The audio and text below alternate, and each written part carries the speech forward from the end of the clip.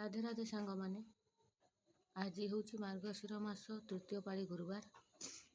आज मु भोर 3:30 उठी घर बाहर सब खरकी सारे। एबे जी ठाकुर घर को ठाकुर घर जाई ठाकुर घर काम सारी झुंटी चितारे फूल पोक्संगा सब पकेबी आपण को देखेबी।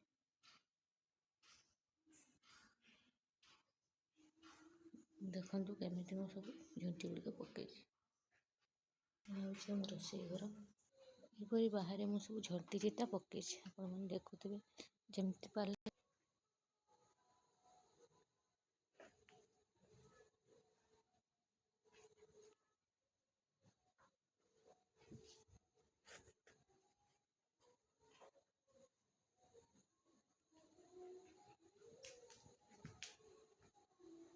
एबे आसिली आम ठाकुर घर को फूल सुंगा कोलपता सब रेडी कर रखी। एबे नहीं झंटी चितार पकेबी। एबे मु दीप एवं धूप लगे रेडी करदेली। एबे जीवा झंटी चिता पर फूल पकेबा। आगे प्रथम पकेबी ठाकुर घरे।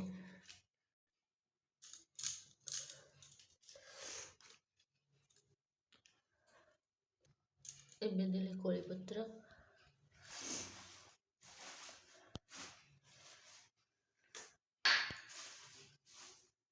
एबे देली दुब घास एवं फूल मांक पात एमती भाव में सबुआड़े मु चिता पर फूल पकई सारे आपको देखी। एबे ठाकुराणी पाखे धूप बुलाई।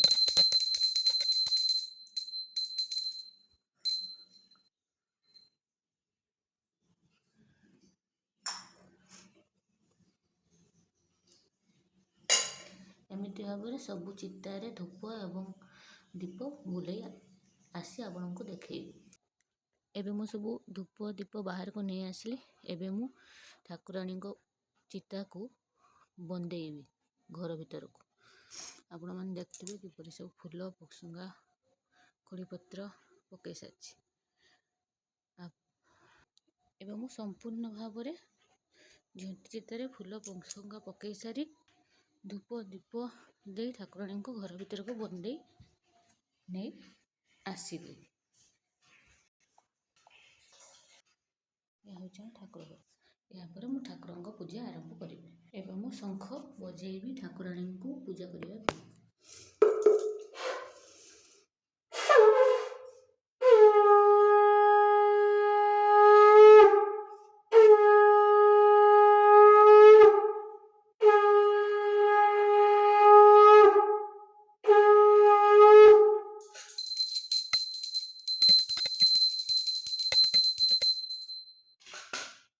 एवं मु गणेश घटरे पानी पुरेबी।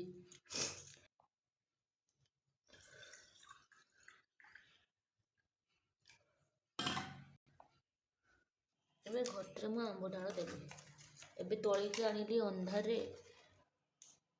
एबे ठाकुराणी को स्नान कर सारी एवं फूल रे सजाई सारी आपण मानक देखैबी। एबे ठाकुराणी को संपूर्ण भाव में सजाई सारी। एबे तांको पाखरे पंचामृत भोग लगेबी।